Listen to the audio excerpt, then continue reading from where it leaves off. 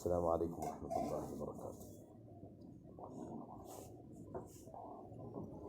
الحمد للہ نحمده ونستعینه ونستغفره ونؤمن به ونتوکل علیہ ونعوذ باللہ من شرور انفسنا ومن سیئات اعمالنا من يهده الله فلا مضل له ومن يضلله فلا هادي له ونشهد أن لا إله إلا الله وحده لا شريك له ونشهد أن سيدنا ونبينا ومولانا محمدا عبده ورسوله أعوذ بالله من الشيطان الرجيم بسم الله الرحمن الرحيم من عمل صالحا من ذكر أو أنثى وهو مؤمن فلنحيينه حياة طيبة ولنجزينهم أجرهم بأحسن ما كانوا يعملون صدق الله العظيم وصدق رسوله النبي الكريم ونحن على ذلك من الشاهدين والشاكرين والحمد لله رب العالمين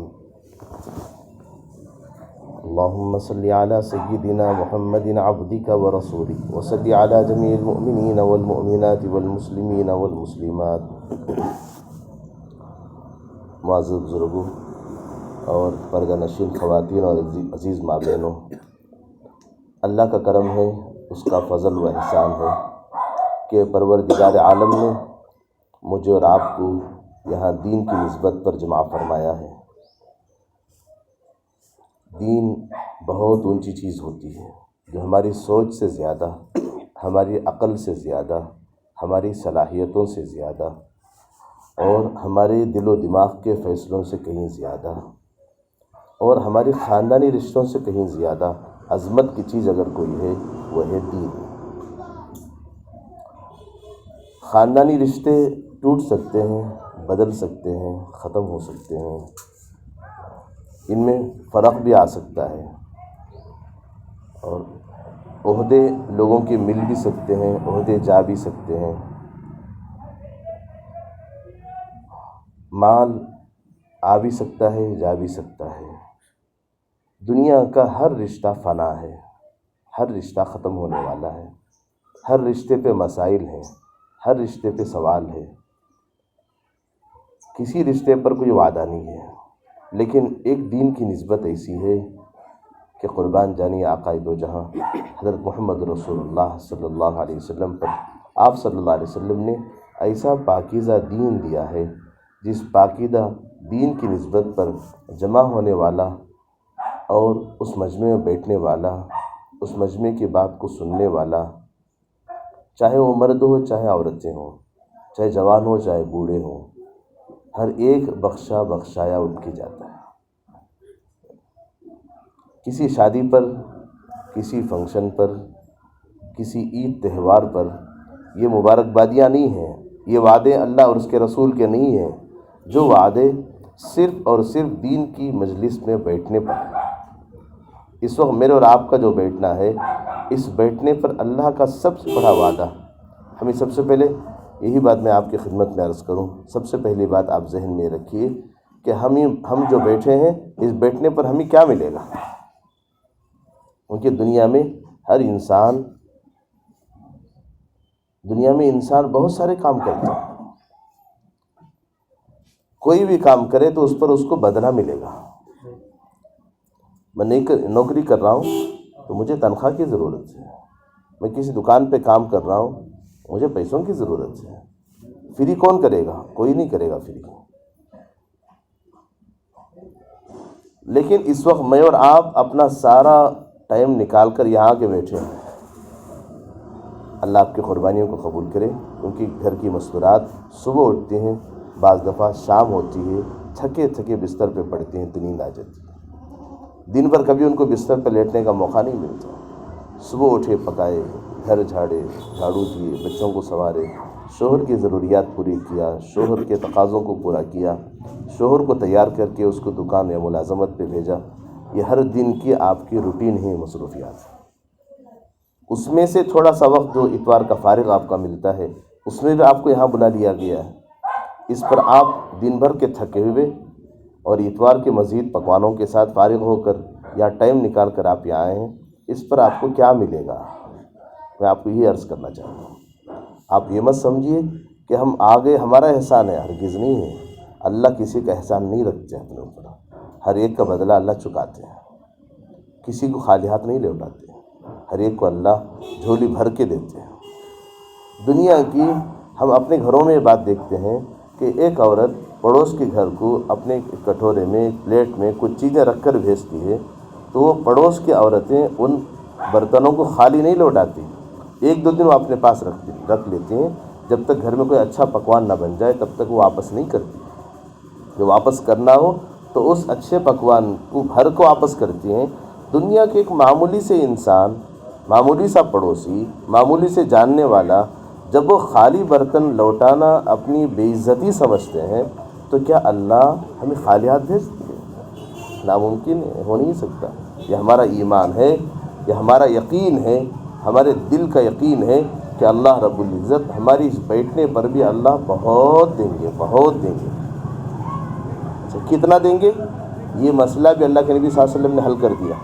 آج سے 1400 سال پہلے اللہ کے نبی صلی اللہ علیہ وسلم نے ارشاد فرمایا کہ او میرے صحابہ، دین کی نسبت پر تم بار بار جمع ہوتے ہو، دین کے نام پہ بار بار نکلتے ہو، دین کے نام پر بار بار اپنی جان اپنا مال لگاتے ہو، اس پر تمہیں کیا ملے گا؟ حضور نے بشارتیں سنائی۔ ایک بشارت اس موقع پہ عرض کر دوں جو میرے لیے بھی خوشی کی بات ہے، ہمارے بیٹھے ہوئے بھائیوں کے لیے بھی، ہماری ماں بہنوں کے لیے بھی ہے۔ حضور صلی اللہ علیہ وسلم نے فرمایا کہ جو بندہ کسی دینی مجلس میں دین کی نسبت پر اللہ کی باتوں کی عظمت میں بیٹھتا ہے، یا کوئی اللہ کی بندی بیٹھتی ہے، کہ جب تک وہ اس مجمع میں بیٹھے رہیں گے اللہ کے رحمت کے فرشتے اس سارے مجمع کو گھیر لیں گے۔ گویا اس وقت ہم اللہ کی رحمت میں گھرے ہوئے ہیں۔ کتنا خوش نصیب ہے اس وقت میں اور آپ۔ ہمیں تو اپنے آپ پہ فخر کرنا چاہیے۔ سارا محلہ اپنی گھر کی مستیوں میں مست ہے، محلے کی ساری عورتیں کھا پی کے آرام سے بستر پہ لیٹی ہوئی ہیں، پتہ نہیں کتنے ماں بہنیں ٹی ویوں پہ دیکھنے میں یا موبائل میں گیم کھیلنے میں مصروف ہیں، اور پتہ نہیں کون کون کس کس جائز اور ناجائز کاموں میں لگا ہوا ہے۔ ہم خوش نصیب ہیں اس موقع پہ اللہ نے ان گندگیوں سے ہٹا کر، ان برائیوں سے نکال کر ایک ایسے نیک کام میں اللہ نے لگایا۔ سب سے پہلے نقد اللہ کی طرف سے ہمیں بدلہ اور ثواب یہ ہے کہ اللہ کہتے ہیں او میرے بندے اور بندیوں، جتنی دیر تم دین کی بات کرنے یا سننے اور پڑھنے کے لیے بیٹھی ہوئے ہو، اتنی دیر تمہارے اوپر صرف اور صرف میری رحمت لگی ہوئی ہے۔ میری اس رحمت کا جھونکا جس پہ پڑ گیا اس کا اثر یہ ہوگا کہ اللہ کے رحمت کے جھونکے کا اثر یہ ہے کہ جیسے پانی بار بار جسم پہ پڑتا ہے، میل پاک کر دیتا ہے، گندگی نکال دیتا ہے، آدمی صاف ستھرا ہو جاتا ہے۔ اللہ کے رحمت کا جھونکا، اللہ کے رحمت کا سائے کا سب سے پہلا اثر یہ ہے کہ وہ گناہوں کو دھو دیتا ہے۔ ہم بے شک گنہگار ہم مانتے ہیں، چھوٹے بڑے گناہ ہم سب سے ہوتے ہیں، انسان ہیں ہم۔ جتنے گناہ ہم سے ہوئے ہیں سارے گناہ اس مجلس کی برکت سے دھل جاتے ہیں۔ کیا خوش نصیب اس موقع پر۔ اسی لیے ہمارے اکابر کہتے ہیں ایسی مجلسوں کو ڈھونڈ ڈھونڈ کے جاؤ اپنے گناہوں کو دھو لو، وہاں بیٹھنے والا کوئی محروم نہیں ہوتا، ہر ایک کو اللہ دیتے ہیں۔ ایک فرشتہ کہتا ہے یا اللہ یہ بندہ تو بیٹھنے کے لیے نہیں آیا تھا، کسی ضرورت پہ آ کے بیٹھ گیا تھا۔ اللہ کہتے ہیں ٹھیک ہے، ان کے صدقے میں اس کے بھی معاف کر دو۔ سبحان اللہ، کیا پاکیزہ رب ہے ہمارا، کتنا بخشتا ہے، کتنا دیتا ہے، بن مانگے دیتا ہے، بہانے پہ دیتا ہے۔ میرے عزیز ماں بہنوں، اس یقین کے ساتھ آپ بیٹھیے، نیت درست کر لیجئے کہ میں اور آپ ہم سب یہاں اللہ کو راضی کرنے کے لیے بیٹھے ہیں اور اپنی دنیا و آخرت بنانے کے لیے بیٹھے ہیں، سنوارنے کے لیے بیٹھے ہیں، کہ جو باتیں ہم نے ابھی تعلیم میں سنی یا کہیں سنی جائیں، ان باتوں پر غور کرنا چاہیے، کیا یہ باتیں میری زندگی میں ہیں؟ اگر ہیں اللہ کا شکر ادا کریں، نہیں ہیں تو ابھی سے عزم ارادہ کر کے جائیں کہ جو باتیں یہاں کہیں سنی یا تعلیم کے انداز پہ ہم نے پڑھی ہوئے ہیں، ان باتوں میں جن چیزوں کی کمی ہماری زندگی میں رہ گئی، آج کے بعد میں اس کی خود پر پابندی کروں، اور آج کے بعد ان باتوں پر میں یقین رکھوں، آج کے بعد ان باتوں کی میں اپنے گھر والوں کو دعوت دوں۔ جب تک یہ مزاج ہمارا نہیں بنے گا، بس آنا اور جانا رہ جائے گا، دین سیکھنے کا کوئی سوال ہی نہیں اٹھے گا۔ تو جب ایسی دینی مجلس میں بیٹھیں گے تو اللہ کی طرف سے اعلان ہوتا ہے فرشتوں سے فرشتے اس مجلس کو گھیرتے ہیں، اور جب مجلس سبحان اللہ و بحمدہ یا دعا کے ساتھ ختم ہوتی ہے تو فرشتے ایک آواز میں مبارکبادی دے کر جاتے ہیں اور کہتے ہیں او بیٹھنے والوں اور بیٹھنے والیوں، مبارک ہو، یہ حدیث میں ہے، مبارک ہو کہ جاؤ آج سے تمہارے گناہ معاف ہیں، اب تک جتنے گناہ تم سے ہو گئے سارے گناہ معاف ہیں، آج سے نئے سے پھر دوبارہ اعمال کرو۔ گویا یوں سمجھو ہمارے نام اعمال میں جتنے گناہ لکھے ہوئے ہیں سب ڈیلیٹ ہو جاتے ہیں آج اس موقع بھی، اس مجلس میں۔ گویا ہر اتوار کا ہمارا یہاں جڑنا، ایسی مجلسوں میں بار بار جڑنا، ایسے اجتماعات میں بار بار جانا، چاہے کسی بھی دنوں، چاہے جمعرات ہو، جمعہ ہو، اتوار ہو، جہاں جہاں بھی ایسے اجتماعات ہوتے ہیں، عزیز ماں بہنوں ڈھونڈ کر جانے کی کوشش کریں کہ ایسی مجلسوں میں جانے سے ہمارے نام اعمال گناہ سے دھل جاتا ہے۔ ہمارے بزرگ کہہ رہے تھے نیکی کرو بھول جاؤ، گناہ کرو یاد رکھو۔ نیکی کرو بھول جاؤ، کیونکہ نیکیاں اللہ کے یہاں محفوظ ہیں، اس کو کوئی مٹا نہیں سکتا، لیکن گناہ لکھے ہوئے ہیں اس کو مٹانا ہماری ذمہ داری ہے۔ لہذا ان نام اعمال سے ان بدبودار گناہوں کو مٹانے کے لیے ایسی نیک مجلسیں ہیں، یہاں بیٹھ کر اٹھ کر چلے جانے سے بھی ہمارا سارے نام اعمال گناہوں سے دھل جاتا ہے۔ یہ پہلی مبارکبادی ہے میرے لیے، ہمارے بزرگ بھائیوں کے لیے اور ہماری ماں بہنوں کے لیے۔ آج سے عزم ارادہ کریں، میں بھی یہ عزم ارادہ کرتا ہوں، اللہ مجھے اور آپ کو بار بار ایسی مجلسوں میں بیٹھنے کی توفیق عطا فرما دے۔ لہذا جب ہم بیٹھیں گے تو بیٹھ کر کرنا کیا ہے، تو وہاں بیٹھ کر یہ عزم ارادہ کرنا ہے کہ میں اس مجلس میں تھوڑا سا وقت لے کر آئی ہوں، زندگی بھر کے گناہ مٹانے کے لیے آئی ہوں۔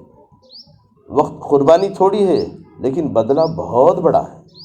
زیادہ سے زیادہ 3 بجے سے 4:30 یا 5 بجے تک کی تعلیم کا یہ نظام ہے، یا 3:30 بجے سے تعلیم ہوتی ہے یا 3 بجے سے ہوتی ہے۔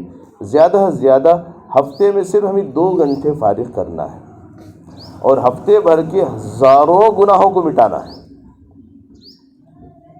دن کے 24 گھنٹوں میں پتہ نہیں کتنے گناہ ہوتے ہیں، آنکھ کھلنے سے لے کر آنکھ بند ہونے تک زبان چلتی رہتی ہے، آنکھ غلط دیکھتے ہی رہتے ہیں، ہمارے کان غلط سنتے ہی رہتے ہیں، ہمارا دل دماغ کسی کے بارے میں بدگمانیوں میں لگا ہی رہتا ہے، گندگیوں میں۔ وہ ہمارا جسم ایک ایسی مشین ہے جو گندگی زیادہ کر رہا ہے، نیک اعمال کم کر رہا ہے۔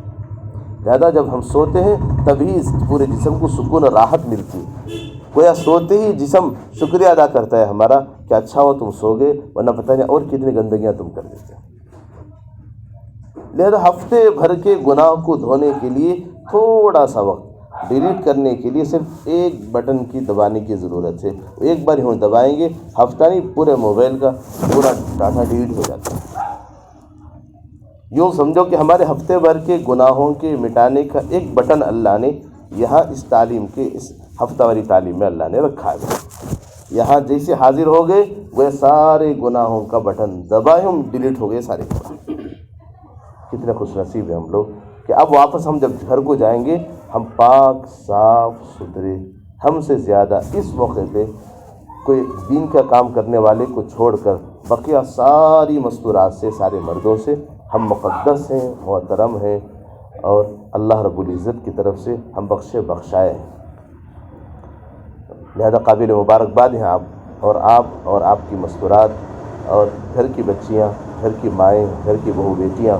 اللہ آپ کو خوش رکھے کہ آپ اپنے دین سیکھنے کے لیے اور اپنی ایمان کی حفاظت کے لیے آئے ہوئے ہیں۔ عزیز ماں بہنوں، کہ ایک بات اللہ کے نبی صلی اللہ علیہ وسلم کے ایک صحابی نے یوں ارشاد فرمایا، اوصانی خلیلی اللہ تشرک باللہ شیئا ان قطعت او حرقت او صلبت۔ فضائل نماز میں یہ بات لکھی ہوئی ہے اور حدیث کی ہر کتاب میں تقریباً بات لکھی ہوئی ہے۔ انہوں نے فرمایا مجھے میرے دوست، میرے حبیب حضرت محمد رسول اللہ صلی اللہ علیہ وسلم نے نصیحت کی 7 باتوں کی، اس میں سے پہلی بات ارشاد فرمایا اللہ تشرک باللہ شیئا، اللہ کے ساتھ کسی کو شریک نہ کرنا۔ شرک بہت بڑا گناہ ہے اسلام میں۔ شرک کا معنی ہے اللہ کی خدائی میں اللہ کے غیر کو اللہ کا پارٹنر بنانا، اسے کہتے ہیں شرک۔ وہ اللہ بھی کرتا ہے، اللہ کا غیر بھی کرتا ہے۔ مسلمان صرف یہ کہتا ہے کہ اللہ ہی کرتا ہے، اللہ بھی کرتا ہے، یہ شرک ہے۔ اللہ ہی کرتا ہے، یہ اسلام ہے۔ بس ایک لفظ کا فرق ہے، بھی اور ہی کا، اللہ ہی کرتا ہے ہم کہیں گے تو مسلمان ہے، اگر اللہ بھی کرتا ہے اگر کوئی کہے تو وہ مشرک ہے، کیونکہ اس نے اللہ کی خدائی میں غیر کو خدا کا پارٹنر بنا دیا۔ حضور نے فرمایا اللہ تشرک باللہ شیئا، اللہ کے ساتھ کسی کو شریک نہ بنانا، پارٹنر نہ بنانا۔ اگر اس کے لیے دنیا میں تجھے سزا دی جائے برداشت کر لو۔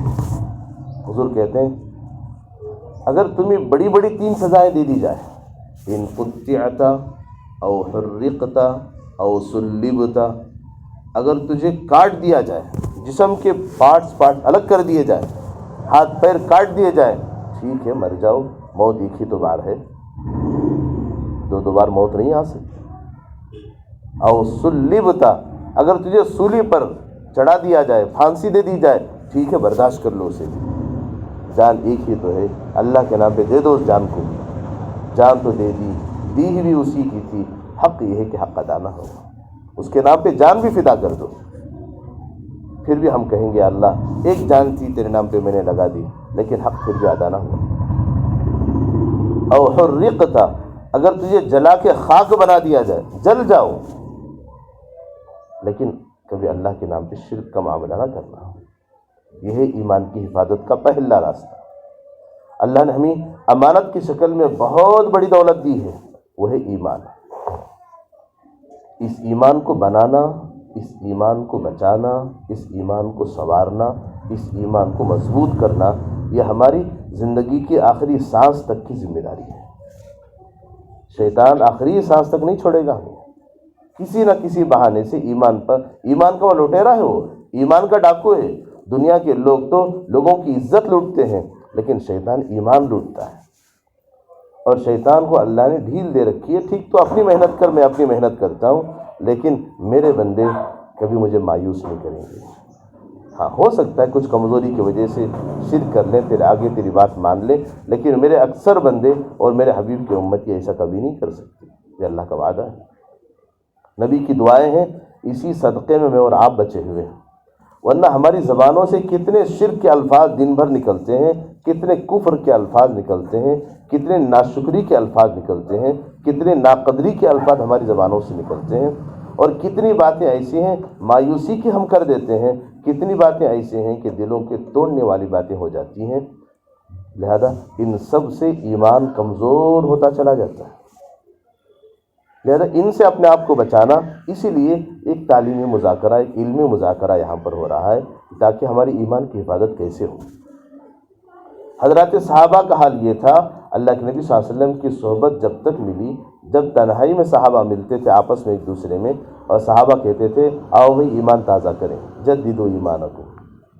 اللہ اکبر، عجیب بات ہے، پہاڑ جیسی ایمان والے صحابہ، ایمان و یقین اتنا زیادہ، تو اللہ رب العزت نے یوں ارشاد فرمایا اولئک الذین امتحن اللہ قلوبہم للتقوی، اللہ نے ان کا امتحان لے لیا، ایگزام میں وہ پاس ہو گئے، تقوی میں، اخلاص میں، للہیت میں، قربانیوں میں، مجاہدوں میں، عبادتوں میں۔ اللہ اکبر، اتنی بڑی ذات صحابہ کی، لیکن وہ لوگ آپس میں بیٹھ کے کیا مذاکرے کر رہے ہیں؟ آؤ بھی ایمان کو تازہ کریں۔ اور ایک حدیث میں یوں ارشاد فرمایا کہ ایمان بھی پرانا ہوتا ہے جیسے کپڑے پرانے ہوتے ہیں، جیسے جب کپڑا پرانا ہو جائے تو کپڑے کو دھل دیا جاتا ہے تو وہ کپڑا پاک صاف ہو جاتا ہے، ایسی ایمان بھی جب پرانا ہو جاتا ہے تو اس ایمان کو دوبارہ دھونا پڑتا ہے۔ اور ایمان کیسے دھلے گا؟ تو کہا کہ ایمانی مذاکروں سے دھلے گا، ایمانی تذکروں سے دھلے گا، قربانیوں سے دھلے گا، اور وہاں اللہ اور اس کے رسول کی قدرت، اللہ کی بڑائی، اور رسول اللہ صلی اللہ علیہ وسلم کی نبوت کے تذکرے جب ہوں گے تب وہ ایمان ہمارا بڑھے گا، اور ایمان کا جو میل ہے وہ میل ختم ہو جائے گا، یقین کی کمی کو اللہ دور کریں گے، ایمانی طاقت و قوت نصیب ہوگی۔ جب ایسی دینی مجلسوں میں بندہ یا اللہ کی بندی آ کر بیٹھتے ہیں تو یہاں ان کو ایسا طاقت قوت ملتی ہے، دوبارہ وہ واپس گھر کو جاتے ہیں اپنے اس یقین کے ساتھ اور اپنے پورے توکل کے ساتھ، اللہ کی ذات پر یقین کامل کے ساتھ وہ جاتے ہیں اور اپنے اعمال میں اپنے آپ کو لگائے رکھتے ہیں۔ اسی لیے نبی اکرم صلی اللہ علیہ وسلم نے یوں ارشاد فرمایا، ہماری خاص کر مستورات کو مخاطب کر کے حضور نے یوں ارشاد فرمایا، وہ عورتوں تم 5 کام کر لو.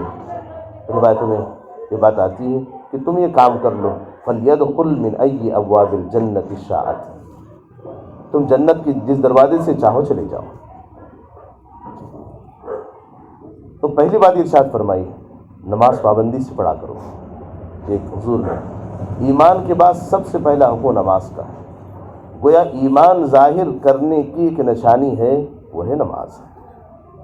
اور مسلمان ہی نماز پڑھتا ہے، غیر کبھی نماز نہیں پڑھتا. ایمان ہے، اس کی سب سے بڑی نشانی نماز ہے. اگر نماز پڑھو گے تو اپنے ایمان کا اظہار اللہ کے دربار میں کرو گے. اگر ایمان کمزور ہے یقیناً نماز بھی کمزور ضرور ہوگی.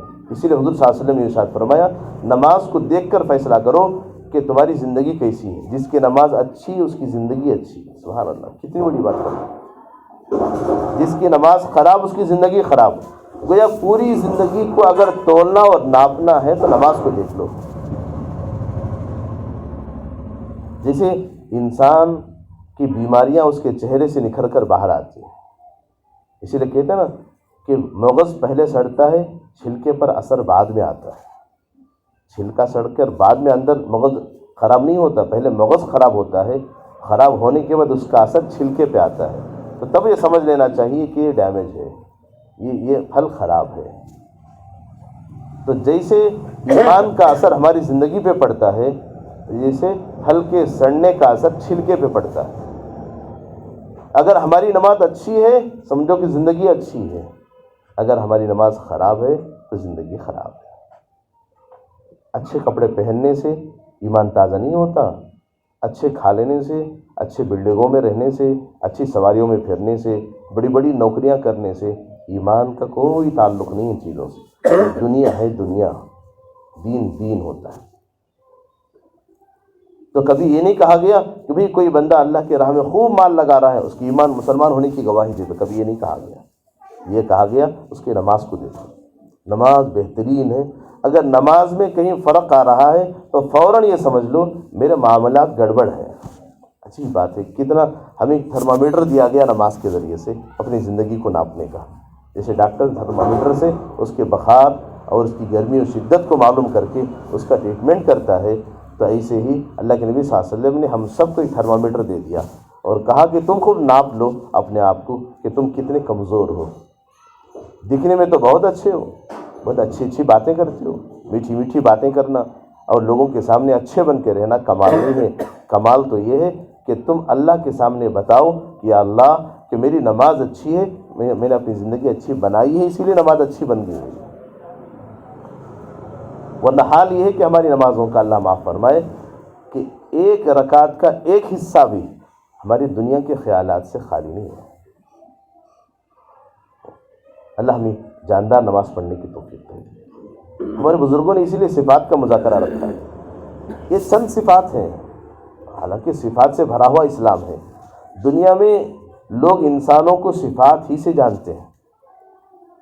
دیکھو کہتے ہیں کہ ڈاکٹر صاحب، لائر صاحب، انجینئر صاحب، یہ فلاں صاحب، یہ فلاں صاحب، یہ انہی کی صفات ہی تو ہیں.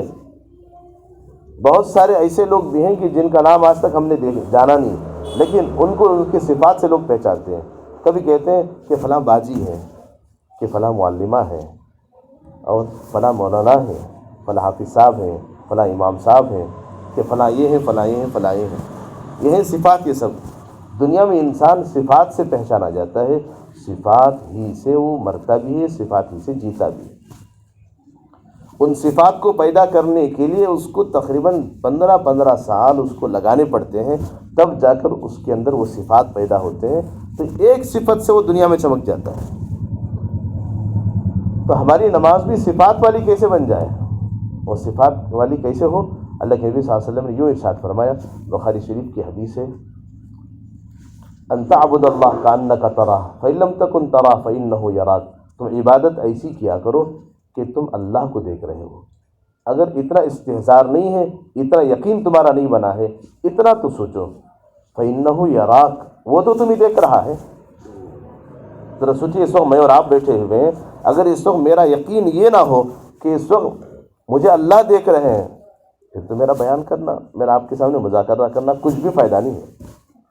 اگر ہم بیٹھے ہوئے ہیں، یہ تصور نہیں ہے، خیال نہیں ہے ہمارا کہ میرا اللہ مجھے دیکھ رہا ہے، پھر تو ہمارا بیٹھنا یہ صرف جڑنا ہوا ہے، اس پر عبادت کا کوئی ثواب نہیں ملے گا۔ نیت المؤمن خیر من عمل، حدیث میں ہے ایمان والی کی نیت اس کے عمل سے بہتر ہے۔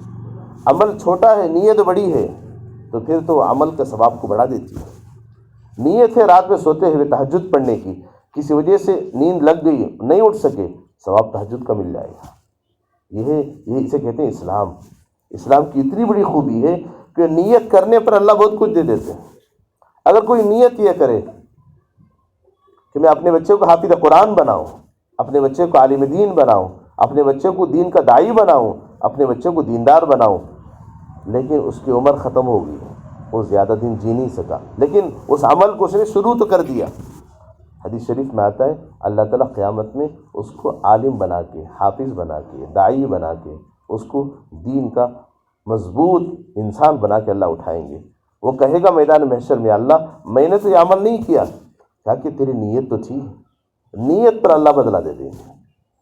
اس لیے سب سے پہلے ہم دینی مجلسوں میں بیٹھتے ہیں، اپنی نیت کو ٹٹولنا چاہیے۔ میں کس نیت سے یہاں بیٹھ رہا ہوں یا بیٹھ رہی ہوں، صرف گھر والوں کو خوش کرنے کے لیے نہیں، اور یہاں آنے والی ماں بہنوں کو خوش کرنے کے لیے نہیں۔ بہو ساس کی وجہ سے جا رہی ہے کہ بیٹی ماں کی وجہ سے جا رہی ہے، بہن بہن کی وجہ سے جا رہی ہے، بیوی شوہر کے زبردستی پہ جا رہی ہے، ہرگز نہیں ہے۔ یہ تو خوشی سے کرنے والے کام ہیں، دل کی لگن سے کرنے والے کام ہیں، اس یقین کے ساتھ جانا ہے کہ یہاں میرے گناہوں کی بخشش ہوگی اور اللہ کی رضامندی مجھے ملے گی۔ میں عرض کر رہا تھا کہ نماز ہماری جاندار بن جائے، اور نماز ہی ہماری جان ہے، نماز ہی ہماری پہچان ہے، اور نماز ہی ہماری راحت کا، بخشش کا، مغفرت کا ذریعہ ہے۔ اور اسی لیے نبی اکرم صلی اللہ علیہ وسلم نے فرمایا قرۃ عینی فی الصلاۃ، نماز میری آنکھوں کی ٹھنڈک ہے۔ حضور صلی اللہ علیہ وسلم کو معراج کے رات میں اللہ نمازیں تو دیا ہے، حضور کو معراج پر جو سکون ملا ہے، حضور نے وہ سکون نماز میں لا کے دے دیا ہم سب کو۔ اور نماز بڑی لذت والی عبادت ہے، مزیدار عبادت ہے۔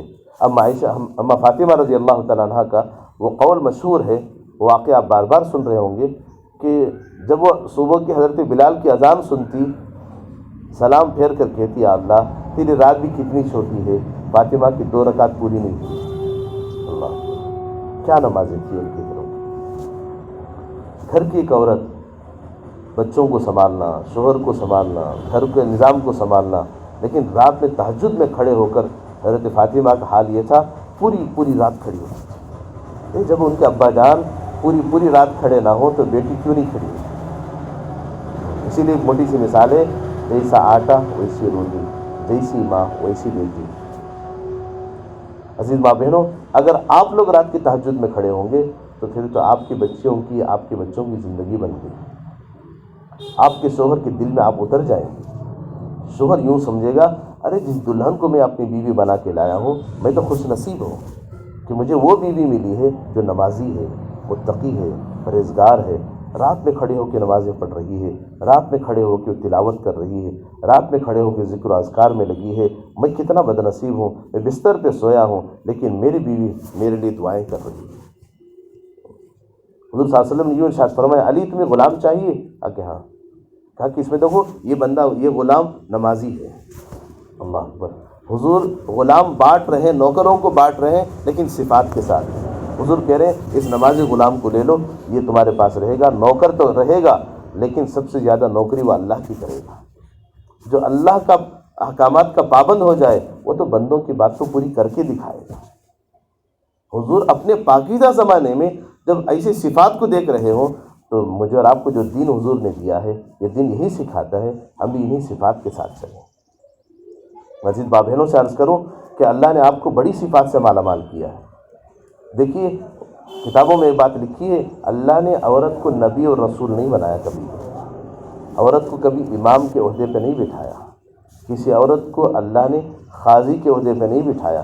کچھ نزاکتیں ہیں، کچھ مسائل ہیں، لیکن آپ کو نبیوں کی ماں بنایا ہے، آپ کے رسولوں کی ماں بنایا ہے، آپ کو اولیاء کی ماں بنایا ہے، آپ کو دین کے داعیوں کی ماں آپ کو بنایا ہے، علماء اور صلحاء کی ماں بنایا ہے، اور ان سب لوگوں کی بخشش کا ذریعہ، ان سب کی جنت کو اللہ نے تمہارے قدموں کے نیچے رکھ دیا۔ ہمارے بزرگ کہہ رہے تھے جب یہ باتیں میں سننے لگا تو میرے دل میں بات آئی کاش میں بھی ایک عورت ہوتی، مجھے بھی ماں کا رتبہ مل جاتا، اللہ مجھے بھی لڑکی کی شکل میں بناتا، میرے پیروں کے نیچے جنت بن جاتی۔ مردوں کو اتنے فضائل نہیں ہیں جتنے ہمارے عورتوں کے لیے۔ حضور نے فرمایا 5 نمازوں کی پابندی کر لو تم جنتی ہو۔ اچھا، آپ کے لیے مسئلہ یہ ہے کہ اول وقت میں نماز پڑھنا ہے آپ کو، اس لیے اپنے گھروں میں نماز چارٹ یا اپنے گھر کے مردوں کے ذریعے سے نماز کا ٹائم ٹیبل آپ کو منگوانا ہے۔ وقت شروع ہو گیا، نماز اذان کا انتظار مستورات کے لیے نہیں ہے، مسئلہ عرض کر رہا ہوں۔ اذان مردوں کے لیے، جماعت کی نماز کے لیے، عورتوں کے لیے یہ کوئی مسئلہ نہیں ہے۔ وقت شروع ہو گیا، آپ پہلے فارغ ہو جائیے، لیکن نماز میں دیر نہیں کرنا ہے۔ یہ فضائل میں ایک بات یہ بھی لکھی ہے کہ ایک بھائی جب اپنی بہن کی قبر دفن کر کے مٹی ڈال رہا تھا قبر میں، اچانک اس کی کوئی قیمتی چیز گر گئی، اسے ہوش نہ رہا، اور بعد میں وہ قبر کھود کے وہ تھیلی نکالنے لگا، دیکھا کہ اندر سے آگ ابل رہی ہے، انگار کے شعلے برس رہے ہیں۔ بہن تھی، بھائی کو درد کیوں نہیں ہوگا؟ وہ فوراً مٹی ڈالا اور گھر میں آیا، امی جان سے کہا امی جان کیا ماجرا ہے؟ میں نے بہن کے قبر میں آگ کو ابلتے دیکھا تھا۔ کہا کہ بیٹے تیری بہن نمازی تھی، باپردہ تھی، شریعت کے احکامات کے اہتمام کرتی تھی، لیکن نماز میں سستی کرتی تھی، نماز نہیں چھوڑتی تھی، نماز پوری پڑھتی تھی، تلاوت، ذکر، سارے اعمال، لیکن نماز میں سستی کی نحوست یہ ہے، اللہ حفاظت کرے ہم سب کی، کہ جہنم قبر کا گڑھا بن چکا تھا۔ بھائی نے آنکھوں سے دیکھا اور امت کی عبرت کے لیے اللہ نے اس واقعے کو کتابوں میں لکھا دیا۔ اور فضائل میں ہم اس بات کو پڑھتے ہیں، بار بار پڑھتے ہیں، بغیر توجہ کے پڑھتے ہیں، اس لیے ہم اس کا احساس نہیں کرتے۔ قبر کا عذاب بڑا سخت ہے۔ حضور نے اپنے آنکھوں سے دیکھا کہ میں نے جہنم کو عورتوں سے بھرا ہوا دیکھا۔ حضور آنکھوں سے دیکھ کر بتایا۔ عورتوں نے پوچھا یا رسول اللہ ہم ہی کیوں؟ مرد گناہ نہیں کرتے، مرد ناشکری نہیں کرتے، عورتوں سے جہنم کیوں بھری ہوئی ہے؟ حضور نے ارشاد فرمایا کہ تم کثرت سے صدقہ کیا کرو تم بچ جاؤ گے، اور آگے فرمایا تم ناشکری زیادہ کر کے اپنے شوہروں کی، لہذا اس کی نحوست یہ ہے، ناشکری شوہر کی ناقدری کرنے کی نحوست یہ ہے، تمہاری ساری عبادتوں پہ پانی پھر جاتا ہے۔ ایک جملہ شوہر کی ساری زندگی کی محنتوں پر پانی پھیر دیتے ہیں۔ ایک جملے، عورتیں ایک جملے سے مرد کے دل کو چیر دیتی ہیں۔ حضور نے ارشاد فرمایا تمہاری ناشکری کی ناقدری کی نحوست یہ ہے کہ جہنم میں سب سے زیادہ میں نے عورتوں کو دیکھا ہے، مردوں کو کم دیکھا ہے۔ حضور نے اس کا رد عمل میں یہ بتایا کہ تم شکر گزاری کرنے لگو، اپنے شوہر کی اطاعت کرو، اور آگے حضور نے ارشاد فرمایا اگر میں کسی کو اللہ کے بعد کسی کو سجدے کا حکم دیتا تو میں عورتوں کو سجدے کا حکم دیتا، وہ شوہر کے سامنے سجدے میں گر جائے۔ اللہ عزیز ماں بہنوں، شوہر کا مقام بہت اونچا ہے، بہت اونچا ہے۔ شوہر کی قدردانی کرنا، شوہر کی بات مان کے چلنا، یہ بہت اونچی چیز ہے۔ اور حضور نے یہاں تک ارشاد فرمایا اگر کوئی مرد اپنی بیوی سے رات میں سوتے ہوئے ناراض سو جائے، ساری رات فرشتے اس گھر پر لعنت بھیجتے ہیں۔ ہمارے گھروں کی بڑی عورتیں نصیحت کرتی ہیں اپنی بچوں کو رخصت کرتے ہوئے، کیونکہ ہمیں دین ہم نے نہیں سیکھا، اس لیے ہم نے کبھی اپنی بچوں کو جو نصیحتیں کرنی تھی وہ نہیں سکھایا، ہاتھ میں موبائل تھما دیا ہم نے بچیوں کو۔ اللہ معاف کرے کہ آج ہماری بچیاں گھر کی چار دیواری میں رہ کر وہ کفر میں ڈوبی ہوئی ہیں۔ آج سب سے زیادہ، شاید مناسب ہے یا نہیں یہ کہنا، کہ سب سے زیادہ آج اسلام سے نکلنے والے مرد نہیں ہیں، عورتیں ہیں۔ ہماری بچیاں ہیں، پڑھی لکھی بچیاں، جن بچیوں کو پڑھانے کے لیے ماں باپ نے کتنی محنتیں کی، رات دن خون پسینے میں نے اپنے آپ کو ڈبو دیا، نہ گرمی دیکھی نہ سردی دیکھی، اتنا کما کے اس کو بڑی بڑی اسکول کالجوں میں پڑھایا، اور ماں اس کو لاڈ نخروں میں پالتی رہی، لیکن وہ کس کے حوالے ہوگی؟ 18-19 سال کی عمر تک مسلمان ماں باپ کے گھرانے میں رہ کر وہ بچیاں آج غیروں کے ساتھ، ایسے لوگوں کے ساتھ جا رہی ہیں جن کا کوئی مذہب کاٹا پتہ نہیں، جو کفر میں ڈوبے ہوئے لوگ ہیں۔ تو پہلے مائیں کہتی تھی اپنی رخصت ہونے والی دلہنوں سے کہ بیٹے ایک بات یاد رکھنا، دن میں کچھ بھی ہو جائے، رات میں سونے سے پہلے شوہر کو راضی کر دینا، پتہ نہیں یہ رات تم دونوں میں سے کس کی آخری رات ہو، معلوم نہیں، یا دونوں کی آخری رات ہو جائے۔ اگر تم میں سے کوئی ایک ناراض ہو تو قیامت تک اس گھر میں اللہ کی رحمت سے وہ گھر محروم ہو جائے گا۔ عزیز مابینوں، بہت اہم بات ہے، اس پہ توجہ دینی چاہیے۔ ہاں مسائل ضرور ہیں، ہر گھر میں کوئی نہ کوئی بات ضرور ہے، اسی کو تو زندگی کہتے ہیں، اسی کو دنیا کہتے ہیں۔ دنیا ایک آزمائشوں کی جگہ ہے یا مسائل کی جگہ ہے، راحت کی جگہ تو جنت ہے۔ ہاں مسائل آتے ہیں گھروں میں، تھوڑا ہم برداشت کر لیں، تھوڑا شوہر برداشت کر لیں، انشاءاللہ ایک ہمارا جینا کھڑا ہو جائے گا، ہماری اولاد ہماری نسلوں کے لیے ایک راحت کا ذریعہ ہم بن سکیں گے۔ ہمارے چھوٹے چھوٹے مسائل ہماری اولاد کی بربادی کا ذریعہ ہے، بچوں کی دلوں میں ماں باپ کی نفرت بیٹھنے کا ذریعہ ہے۔ لہذا اپنے گھروں کو راحت کا ذریعہ بنائیے۔ ہاں بے شک مسائل ضرور ہوں گے، لیکن اپنے اولاد کے سامنے کبھی شوہر کی بے ادبی نہ کریں آپ اللہ کے لیے۔ آپ کی شوہر کی بے ادبی گویا بچوں کی دلوں میں باپ کی عظمت کو گھٹا دیتی ہے۔ یہ میاں بیوی کا مسئلہ ہے۔ میں ایک شوہر ہوں، میری بیوی ہے، میں اپنے بچوں کی دل میں اپنی بیوی یعنی بچوں کی ماں کی عظمت بٹھاؤں اور کہوں کہ بیٹے تمہاری امی جان ہے، ان کے پیروں کے نیچے تمہاری جنت ہے، ان کو دیکھنے پر تم کو حج کا ثواب ملے گا، بیٹے ان کی خدمت کرنے پر تم کو دنیا آخرت میں عزت ملے گی، اور ماں کی خدمت پر تمہیں دنیا آخرت میں ثواب ملے گا، قدم قدم پہ جنت کے وعدے ہیں تمہارے لیے۔ تو ایک باپ کی ذمہ داری ہے وہ بچوں کی دل و دماغ میں اس عظمت کو بٹھائے۔ ماں کی ذمہ داری ہے وہ اپنے بچوں کو کہے کہ بیٹے اگر دنیا میں خدا کے بعد کسی کا مقام ہے وہ ہے تمہارے ابو جان کا، تمہارے ابو میری عزت ہے، تمہارے ابو میری شان ہے، اس گھر کی عزت تمہارے ابا سے ہے۔ دیکھو تمہارے ابا صبح سے شام تک کتنی محنت کرتے ہیں، وہ کس کے لیے کما رہے ہیں؟ بیٹے تمہارے لیے اور میرے لیے۔ کتنا احسان ہے تمہارے ابا کا۔ لہٰذا جب وہ تھکے تھکے آ جائیں ان کے پیر دباؤ، ان کا سر دباؤ، ان کو بیٹے جیسے آئے ان کو پانی دو، ان کا خیال رکھو، ان کی صحت کا۔ ذرا سوچیے وہ گھر کیوں جنت کا نمونہ نہیں بن سکتا؟ یہ کیوں نہیں کر رہے ہم لوگ؟ پیٹھ پیچھے، ارے خود بچوں کے سامنے بچوں کے باپ کی یعنی آپ کے شوہر کی آپ غیبت کرتے ہیں اور کہتے ہیں تمہارے بابا ایسے، تمہاری دادی ایسے، تمہارے دادا ایسے، تمہارے چاچا ایسے۔ گویا بچے کی دل میں نفرت بیٹھ جاتی ہے تو میری ماں کو ہمارے دادا کے خاندان سے، ابا کے خاندان سے الرجی ہے۔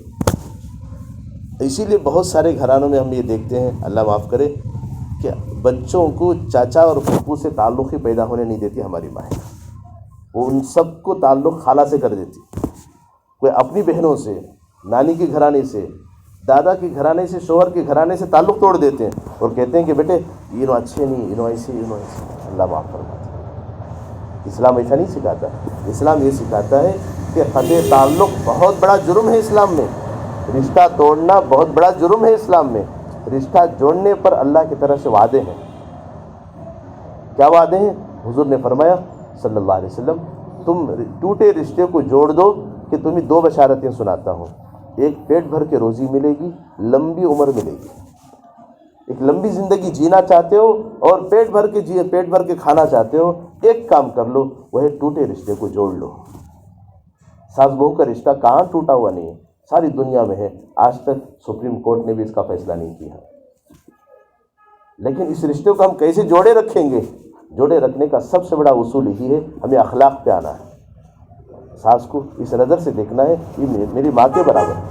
اگر یہاں کوئی ساس بیٹھی ہے تو اپنی بہو کو بیٹی کے برابر ہے۔ اگر آپ کی بیٹی کسی کے گھر کو بہو بن کے چلے گی، وہ آپ کے گھر میں ایک بیٹی کی کمی ہے، آپ بہو کو بیٹی بنا کے رکھ لیجیے۔ میں ابھی قریب ہمارے استاد کے پاس گیا تھا ملنے کے لیے، اور میرے استاد کے 2 بچے تھے، دونوں کی شادی ہوگی۔ ہمیں معلوم ہوا تو ہم نے مبارکبادی دی، کہا کہ حضرت آپ کو بہو مبارک ہو۔ حضرت نے کہا کہ نہیں بیٹی مبارک ہو بولو۔ میں نے کہا کہ بہو تو ہے، بیٹی کیسے ہوگی؟ کہا کہ جب تک شادی نہیں ہوئی تھی وہ کسی کی بیٹی تھی، جس دن وہ بہو بن کے میرے گھر میں آ گئی میں نے ان دونوں کو اپنی بچی بنا لیا۔ یہ میرے استاد کی بات ہے، فخر سے کہتا ہوں اس بات۔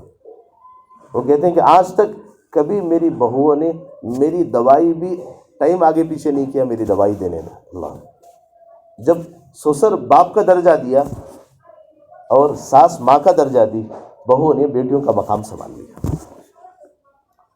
آج ہم بڑے بڑے بیانات کرتے ہیں، میں ان بیانات کو میں پسند نہیں کرتا، میں اپنی بات عرض کر رہا ہوں۔ بڑے بڑے بیانات کرنا کمال نہیں ہے، ایک اچھی زندگی گزار کے دکھانا ہی تو کمال ہے۔ نماز، روزہ، زکوٰۃ، حج بے شک دین کی بہت بڑی عبادت ہے، لیکن آپ کو ایک گھر بنانا، گھر بسانا ہے۔ میں اسی لیے آپ کو ایک رائے مشورہ دیتا ہوں کہ آپ اپنی بچیوں کو ضرور پڑھائیے، شریعت کے دائرے میں اسکول کالج کی تعلیم ضرور دلوائیے، ایک اچھا ڈاکٹر بنائیے، جو بنانا ہے بنائیے، لیکن سب سے پہلے ان کو زندگی گزارنے کا سلیقہ سکھائیے. ان کو ہمیشہ کلینک پہ رہنا نہیں ہے، ہمیشہ ان کو کسی آفس میں رہنا نہیں ہے، ہمیشہ ان کو کسی دفتر میں بیٹھ کے جانا نہیں ہے، اور کسی کمپنی میں ہمیشہ رہنا نہیں ہے. ہمیشہ ایک شوہر کے سامنے بیوی بن کے رہنا ہے، ایک بچوں کی ماں بن کے زندگی گزارنا ہے. یہ کیوں نہیں سکھاتے ہم لوگ؟ صورت ہمیشہ کام نہیں آتی، سیرت، ان کا کردار، ان کا کیریکٹر ہمیشہ کام آتی ہے. ہم ڈگریوں پر ڈگریاں ضرور دلوا رہے ہیں، یہ انکار نہیں ہے، لیکن گھریلو زندگی کیوں نہیں سکھاتے؟ شریعت یہی تو سکھا رہی ہے. اب عائشہ رضی اللہ عنہا جس وقت چھوٹی عمر میں، کیونکہ عرب کا رواج چھوٹی عمر میں شادیوں کا تھا، یہ بات بھی عرض کر دوں کہ ہمیں سیرت کا علم نہیں ہے جس کی وجہ سے ہم ایسے ویسے الفاظ استعمال کر دیں. رواج تھا اس زمانے میں چھوٹی عمر میں شادیوں کا. 9 سال کی عمر میں اماں عائشہ گھر کو آئی تھی، ماں نے اسی وقت کھانے پینے کا نظام سکھا کے بھیجا تھا. گھر کیسے سنبھالنا ہے، شوہر کی ذمہ داریاں کیسے ادا کرنی ہے، گھر صاف ستھرا کیسے رکھنا ہے، یہ سب کچھ 9 سال کی عمر میں اماں عائشہ کو سکھا کے ماں بھیج چکی تھی. ذرا سوچیے ہماری 9 سال کی بچیاں کیا سیکھتی ہیں؟ برتن دھونا بھی ہم مائیں نہیں سکھاتی. میں افسوس سے کہہ رہا ہوں، ہمارے سارے مسلم گھرانے ہیں، ہمارے گھروں کے حالات ایسی ہیں. ماں گھر کو جھاڑنا نہیں سکھاتی، بیٹے پڑھ لے تو بس. بے شک پڑھائی کرائیے، لیکن جینا سکھائیے. یہ بھی اسلام کی تعلیمات میں سے تعلیم ہے. کبھی کچھ کمی ہو جاتی تھی، اللہ کے نبی صلی اللہ علیہ وسلم ساتھ دیتے تھے. آٹا گوندھ رہی تھی لیکن صحیح گوندھ نہیں رہی تھی، حضور بٹھائے اور عائشہ کا آٹا لیا اور حضور اپنے ہاتھ سے پانی ڈالا اور آٹے کو ملایا، روٹی کے پیڑے بنائے اور بنا کر اماں عائشہ کے حوالے کیے. کچھ تو ماں نے سکھایا تھا، اسی لیے تو گھر سنبھال رہی تھی. تو گھر سنبھالنا یہ بھی سب سے بڑا عورت کا ہنر ہے. گھر صاف ستھرا رکھنا عورت کا ہنر ہے. ہمارے بزرگ کہہ رہے تھے اگر کسی گھر میں رشتہ دیکھنا ہو تو اس گھر کے کچن روم کو، لیٹرین کو دیکھو، اگر صاف ہے تو ماں پاک صاف رہنے والی ہے. اگر کسی گھر میں بہو لانا چاہتے ہو، اچانک اس گھر میں جاؤ، گھر کے آنگن کو مت دیکھو، گھر کے کچن روم کو، ان کے latrine bath room wash room کو دیکھو. صاف ستھرے ہیں تو ماں اخلاق والی ہے، اس نے اپنی بچی کو اخلاق سکھایا ہوگا. اگر ان کے گھر کے آنگن اور ہال اور بیڈ روم کو دیکھو گے تو پھر تو آپ کی آنے والی بہو بھی صرف ہال اور بیڈ روم میں گھومتی رہے گی، کبھی کچن روم میں کچھ کام نہیں کرے گی. عجیب تجربے کی بات ہے کہ لہذا آپ اپنی بچیوں کو سلیقہ سکھائیے. یہ سلیقہ سکھانے کی تعلیم اسلام دے رہا ہے، میری بات نہیں ہے. اسلام اس بات کی تعلیم دے رہا ہے، بہت تاکید کے ساتھ اسلام تعلیم دے رہا ہے. اور یہاں تک فرمایا الطہور شطر الایمان، باقی آدھا ایمان ہے. اور ہماری ماں بہنوں سے سب سے بڑی شکایت یہ ہے، آپ کے لیے شریعت کا حکم یہ ہے گھر میں رہو بن سور کے رہو، باہر جاؤ سادے جاؤ. یہ اسلام کی تعلیمات ہیں، لیکن ہمارا معاملہ الٹا ہے. گھر میں رہتے ہیں، سوال ہی نہیں ہے بن سورنے کا. باہر جاتے ہیں، سادگی پہ جانے کا سوال ہی نہیں ہے. اس کے لیے چاہے شوہر سے لڑنا بھی پڑے لڑ جائیں ہم لوگ. جو کچھ آپ کے لیے مال ہے، جو کچھ بناؤ سنگار ہے، اور آپ کے لیے جو کچھ ہے وہ سب کے سب آپ کے شوہر کے لیے حلال ہے. شوہر کے سوا کسی اور کے لیے بن سور کے جانا، چاہے آپ کی سہیلی کے لیے ہو، چاہے پڑوس کی عورتوں کے لیے ہو، کسی فنکشن میں آنے والی عورتوں کے لیے ہو، جائز نہیں ہے. یاد رکھیے مسئلہ عرض کر رہا ہوں. اگر آپ اپنے شوہر کے ساتھ خوش رہنا چاہتے ہیں، اچھی زندگی گزارنا چاہتے ہیں، تو ہمیشہ گھر میں ایسے رہو کہ جب بھی تمہارا شوہر تمہارے اوپر نظر ڈالے، کتابوں میں لکھا ہے وہ یوں سمجھے کہ آج میری بیوی تو پہلے دن کی دلہن نظر آ رہی ہے. اس وقت آپ کا شوہر آپ کا رہے گا. اگر آپ یہ کام نہیں کریں گے، آپ کا شوہر آپ کا کبھی ہو نہیں سکتا. اللہ معاف کرے، آج یہ معاشرے کی سب سے بڑی برائیاں ہیں. تو ہم نماز روزہ کہہ لینے کو ہم دین سمجھتے ہیں. کیا یہ دین نہیں ہے؟ یہی تو دین کی تعلیمات ہے ہمارے سامنے، یہ اسلام کی تعلیمات ہیں. اسلام کی ان تعلیمات پر ہماری توجہ کیوں نہیں جاتی؟ بلکہ اسی لیے کہا کہ اگر ماں صاف ستھری ہوگی، اگر ماں سلیقے والی ہوگی، تو وہ ماں بچپن سے اپنی بچوں کو دین دے کے بھیجے گی. بچپن سے سکھائے گی بیٹی صاف ستھری رہنا ایمان کا حصہ ہے. صفائی ستھرائی بچپن سے سکھائے گی ماں. یہ چیز ہماری سب سے بڑی کمی ہے. یہ کام مرد نہیں کر سکتے. مرد کو باہر کے اتنے کام پڑے ہوئے ہیں، وہ گھر کی چیزوں کو دیکھ نہیں سکتا. لہذا آپ اس ضرورت کو سمجھیے میرے عزیز ماں بہنوں، آپ ان باتوں کو دل پہ لیجئے کہ ان ضرورتوں کا آپ سمجھیے. آپ گھر کا ایک گلدستہ ہے، ایک گھر کا ایک باغیچہ ہے. آپ باغیچے کا ایک قیمتی پھول ہیں. آپ گھر کو بنانا، گھر کو سنوارے رکھنا اور گھر کے چیزوں کو سلیقے سے رکھنا اور گھر میں رہنے والوں کی فکر کرنا، یہ آپ کا اپنا کام ہے۔ مرد جائے گا، محنت پسینہ ٹپکائے گا، محنت کرے گا، وہ خون پسینے کی کمائی لا کر آپ کے لیے نچھاور کر دے گا۔ وہ اتنی محنت کرتا ہے جب تک کمر جھک نہ جائے، جب تک ہڈیوں کا گودا سوکھ نہ جائے، تب تک مرد کتنی محنت کر کے اپنی زندگی میں سب کچھ لا کے لٹاتا ہے۔ بلکہ بعض نے تو یوں کہا کہ مرد جتنا کماتا ہے 5% پہ اپنے آپ پہ خرچ نہیں کرتا، 95% وہ سب بیوی بچوں کو خرچ کرتا ہے۔ سال میں 1-2 جوڑے سلاتا ہے، بس اس سے زیادہ نہیں۔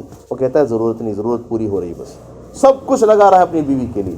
اگر بیوی دیندار ہے، سلیقہ مند ہے، وہ شوہر کی قیمتی دولت، خون پسینے کی محنت کو ضائع نہیں کرتی، ورنہ تو وہ اپنے میک اپ پہ سب کچھ لٹا رہی ہے، کپڑوں پہ کپڑے، گھر کے بیروے ڈکار دے رہے ہیں آج کپڑوں سے، بیروے بھرے ہوئے، سوٹ کیس بھرے ہوئے، پوٹلیاں بھری ہوئی، گھر کے ساری الماریوں میں کپڑے ہی کپڑے ہیں۔ نیا آ جائے، پرانا صدقہ کرنے کا مزاج بھی نہیں ہے۔ حدیث شریف میں آتا ہے کہ پرانا دے دو، اللہ نیا دے گا۔ یبلی، حدیث میں الفاظ آتے ہیں کہ کپڑا پرانا کرو، صدقہ کر دو۔ لیکن ہمارا کنجوسی کا مزاج یہ بن گیا ہے کہ گھر میں چیز سڑا کے ہم پھینکیں گے، لیکن کسی فقیر بھکاری کو دینا نہیں ہے۔ جب سے ہمارے گھروں میں فریج آئے ہیں، تب سے کنجوسی زیادہ بڑھ گئی۔ رات کا سالن صبح کے لیے رکھیں گے۔ پہلے تو ہم اپنے بڑی عمر کے ہمارے گھر کی عورتوں کو ہم دیکھتے تھے کہ وہ رات میں بچا تو کسی اور گھر کے حوالے کرتی۔ آج پڑوسیوں کو دینے کا مزاج بھی ختم ہو گیا، بھوکوں کو کھلانے کا مزاج ختم ہو گیا، ننگوں کو پہنانے کا مزاج ختم ہو گیا۔ مرد کی ساری دولت کہاں لوٹ رہی ہے کہ ایسی جگہ ضائع ہو رہی ہے۔ 50% سے زیادہ مرد کی پیسے ضائع ہو رہے ہیں، صحیح جگہ نہیں لگ پا رہے ہیں۔ کیا اللہ کے پاس پکڑ نہیں ہوگی اس کی؟ علماء نے لکھا ہے کہ اسی لیے تو اللہ کے نبی صلی اللہ علیہ وسلم نے جہنم میں عورتوں کو زیادہ دیکھا ہے۔ عزیز ماں بہنوں، یہ سمجھنے کی چیز ہے۔ ہم صرف نماز روزے کو دین سمجھ رہے ہیں، بے شک نماز روزہ ضرور دین ہے، اس کے ساتھ یہ ساری چیزیں ملی ہوئی ہیں، یہ بھی دین ہے، اور نماز روزے کے ساتھ یہ دین ہے۔ اچھی زندگی گزارنے کا سلیقہ ہمیں سیکھنا چاہیے۔ انشاءاللہ امید ہے اللہ کی ذات سے، اگر ان ساری باتوں کو اگر ہم دل پہ لے لیں گے، ہم سے زیادہ کامیاب زندگی کسی کی نہیں ہے۔ تہجد کا اہتمام عورتیں کر رہی ہیں۔ دیکھیں اللہ کے نبی صلی اللہ علیہ وسلم نے فرمایا نمازوں کا اہتمام، رمضان آ جائے روزوں کا اہتمام، اور شوہر کی غیر موجودگی میں اپنی عزت اور اپنے مال کی حفاظت، شوہر کے مال کی حفاظت، اپنی عزت اور شوہر کے مال کی حفاظت۔ اور اسی نے فرمایا کہ کسی بھی عورت کی حفاظت 4 جگہ ہو سکتی ہے، صرف جب تک وہ ماں باپ کے پاس ہے، شادی کے بعد شوہر کے پاس ہے، جب تک کسی بغیر ضرورت کے گھر کی 4 دیواری میں ہے، عورت بچی ہوئی ہے، اور چوتھا فرمایا وہ قبر کا گڑھا ہے۔ ان 4 جگہوں کے علاوہ عورت بچی ہوئی نہیں آج کے فتنوں کے زمانے میں۔ عورت چاہے برقعے میں باہر نکلے، گندوں کی گندی نظریں ہم پہ پڑتے ہیں، اور یہاں تک فرمایا النساء سہام ابلیس، کہ عورتیں شیطان کے تیروں میں سے ایک تیر ہے، خطرناک تیر ہے۔ عورت باہر نکلتی ہے، گندے لوگوں کی گندی نظروں کو شیطان متوجہ کرا دیتا ہے۔ اسی لیے علماء نے کتابوں میں لکھا ہے بغیر کسی ضرورت کے عورت کو باہر نکلنے کی اجازت نہیں ہے، کیونکہ آپ کو قید کرنا نہیں ہے، آپ کی عزت بچانا ہے، آپ کا ایمان بچانا ہے۔ گندوں کی گندی نظریں پڑیں گی، آپ کے ایمان کے اثرات بھی ختم ہو جائیں گے۔ اسی لیے فرمایا العین حق، نظر حق ہے۔